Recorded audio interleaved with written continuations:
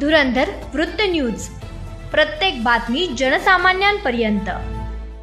धाबे येथे कल्याण मटका जुगारावर पारध पोलिसांची कारवाई, 71,800 रुपयांचा मुद्देमाल जप्त। भोकरदन तालुक्यातील धाबे येथे पारध पोलिसांनी कल्याण मटका जुगारावर कारवाई करत एका आरोपीविरुद्ध गुन्हा दाखल केला आहे।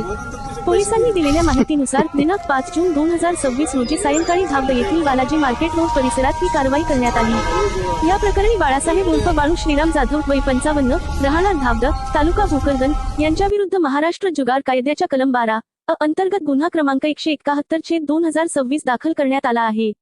कारवाई दरम्यान पोलिसांनी आरोपीकडून सुमारे 70,000 रुपयांची HF डिलक्स मोटारसायकल, 1,800 रुपये रोख रक्कम आणि कल्याण मटक्याचे आकडे असलेली चिठ्ठी असा एकूण 71,800 रुपयांचा मुद्देमाल जप्त केला। धाबे येथील बालाजी मार्केट परिसरात आरोपी कल्याण मटका नावाचा जुगार खेळत व खेळवीत असल्याची माहिती पोलिसांना मिळाल्यानंतर ही कारवाई करण्यात आली। पारध पोलीस ठाण्यात गुन्हा दाखल करण्यात आला असून पुढील तपास पोलीस करीत आहेत।